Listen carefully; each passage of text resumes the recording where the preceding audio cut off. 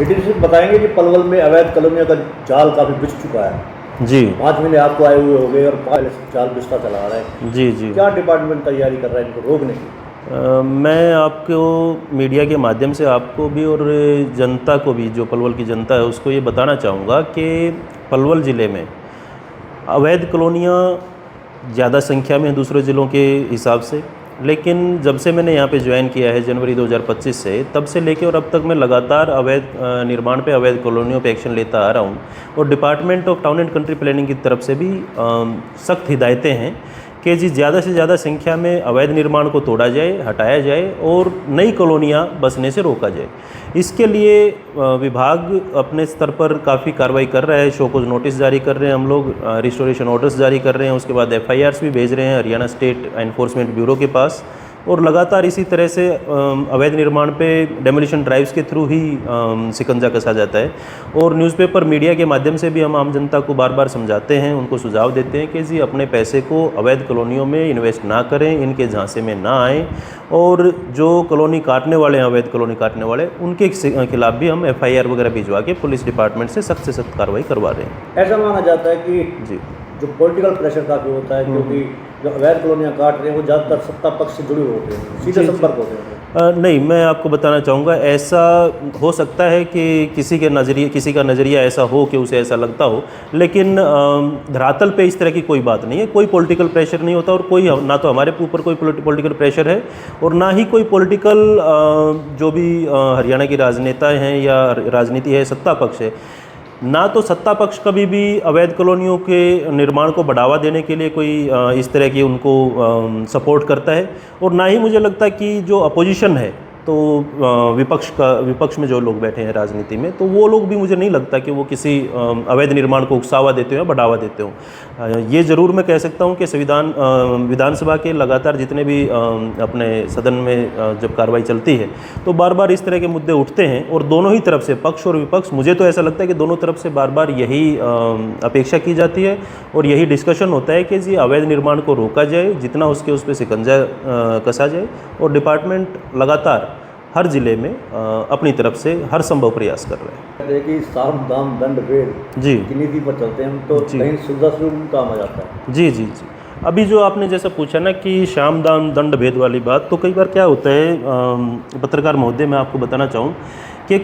कभी कभार कुछ सुनी सुनाई बातें होती हैं, तो हर चीज़ में साम दाम दंड भेद नहीं। हालांकि जो आपने जो बात बताई, तो साम दाम दंड भेद अगर हम ऐसे देखने पे चलें तो पुराने के इतिहास में जाके अगर बात करें या वेदों की बात करें या जैसे गीता में जो उपदेश वगैरह हैं उनकी बात करें, तो उसमें है ये सब कि साम दाम दंड भेद किसी भी तरह, मतलब अपना जो टारगेट अचीव करना है उसको किसी भी तरह से किया जाए।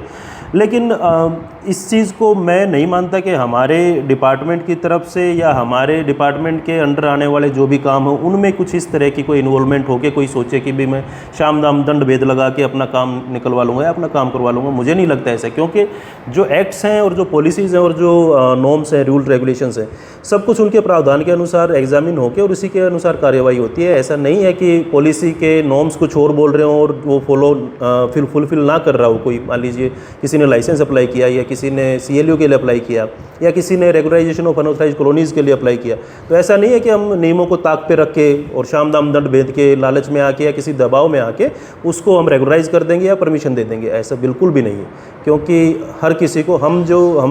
विभाग में बैठे हुए हैं, कोई अधिकारी हैं या कर्मचारी हैं, सबके सब निचले स्तर से लेकर उच्च अधिकारियों तक भी सबके सब अपने अपने नियम, कायदे, कानूनों से, एक्ट से, पॉलिसीज से उनसे बंधे हुए हैं और उसके जुरिडिक्शन में रह के ही काम करते हैं। आपने 5 महीने तक काफ़ी तोड़फोड़ की है, कई कंपनियां ध्वस्त करी हैं आपने, कौन से एरिया में आप लोग गए हैं? जी, मैं आपको बताना चाहूँगा, सबसे पहले तो हम जनवरी फरवरी में हथीन में, और उसके बाद पातली खुर्द में, डकोरा में, खजूरका में, फजलपुर में, फिर आपके होडल में अंधुआ पट्टी, अंधुआ धारम, पुराना रोड, नू रोड, और उसके बाद हमने जेवर एयरपोर्ट कनेक्टिविटी जो हमारा नया कंट्रोल्ड एरिया डिक्लेयर हुआ उसके पास में सोलडा और नगलिया गांव है, झूपा गांव है, तो वहाँ पे इस तरह हमने काफ़ी एरियाज़ में, बहुत सारी, पंचवटी में भी, अभी पलवल शहर के अंदर भी, हथीन गेट पे भी, तो इस तरह से हमने काफ़ी एरिया में डेमोलिशन किए हैं। तो कम से कम आप मान के चलिए कि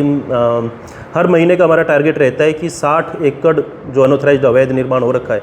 ये डिपार्टमेंट ने भी हमें तय करके दिया हुआ है कि कम से कम 60 एकड़ अवैध निर्माण को तोड़ा जाए। तो हम कोशिश करते हैं कि 60 के बजाय 80 एकड़, 90 एकड़, 100 एकड़ तक जाया जाए। कई बार वो अचीव हो जाता है, कई बार वो पुलिस फोर्स वगैरह ना अवेलेबल होने की वजह से, जैसे कई बार अभी मार्च के महीने की अगर मैं बात करूँ तो उसमें निकाय चुनाव जो थे, MC इलेक्शंस और 10th और 12th के बोर्ड के एग्जाम्स की वजह से पुलिस फोर्स नहीं उपलब्ध हो पाई। तो जब पुलिस फोर्स उपलब्ध नहीं हो पाई तो हम अपनी डेमोलिशन ड्राइव्स एग्जीक्यूट नहीं कर पाए। तो जैसे मार्च का महीना बिल्कुल खाली चला गया। अदरवाइज जिस महीने में हमें पुलिस फोर्स वगैरह मिलती है, ड्यूटी मजिस्ट्रेट्स मिलते हैं और सारा शेड्यूल प्रोग्राम जो है वो एज पर शेड्यूल चलता है, तो आप मान के चले कि हम 100-125 एकड़ तक का अवैध निर्माण तोड़ रहे हैं। अवैध कॉलोनियों में अगर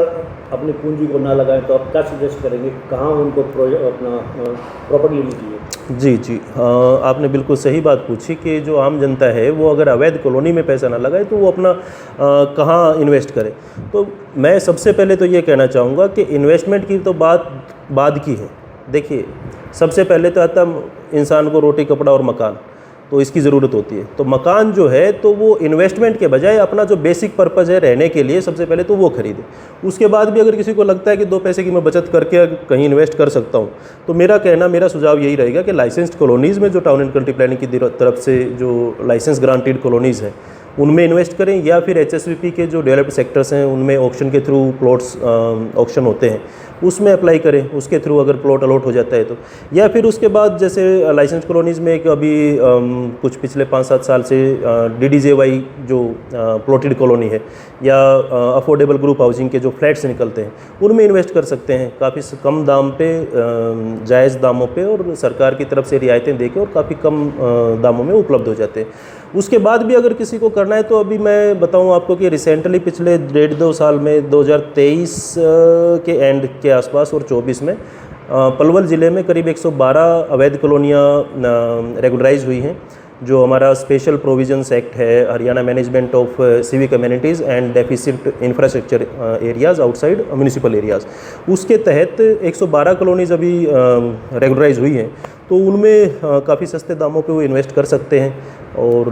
बाकी फ्यूचर में अगर कोई पॉलिसी आती है तो वो ज़रूर मैं जनता के बीच में लाना चाहूँगा। जैसे भी कोई पॉलिसी वगैरह आएगी अफोर्डेबिलिटी की तरफ से, अफोर्डेबिलिटी को ध्यान में रखते हुए, तो मैं ज़रूर आप लोगों के साथ शेयर करके मीडिया के साथ शेयर करके और आम जनता तक पहुँचाने का काम करेंगे। बाकी आखिरी सवाल ये है कि दीनदयाल में भी अगर जाएँ तो रेरा का लाइसेंस देख कर जाएँ, क्योंकि पहले क्या होता है कि एलोकेशन मिलते ही जी जो बिल्डर होते हैं शुरू कर देते हैं। जी, नहीं, आपने बिल्कुल सही और जायज़ सवाल पूछा। इसके संदर्भ में मैं ये कहना चाहूँगा कि कोई भी, आपने तो दीनदयाल का पूछा, लेकिन किसी भी तरह का अगर कोई लाइसेंस ग्रांटेड कॉलोनी जो कोई अगर वो दावा करता है कि भी मैंने लाइसेंस ले रखा है अपनी कॉलोनी का, तो उसको भी उसका लाइसेंस देखने के लिए या उसका वेरीफाई करने के लिए आप संबंधित विभाग, जैसे हमारा town and country planning department है, या HSVP हरियाणा शहरी विकास प्राधिकरण डिपार्टमेंट है, या रेरा से उसने लाइसेंस लिया हुआ, रेरा से उसने अप्रूव रजिस्ट्रेशन करवाया हुआ है कि नहीं करवाया हुआ, तो इस तरह की चीज़ें पहले वेरीफाई कर ले और उसके बाद ही उसमें जाके इन्वेस्ट करे, ताकि उसको भविष्य में आने वाले समय में कोई मुसीबतों का सामना ना करना पड़े।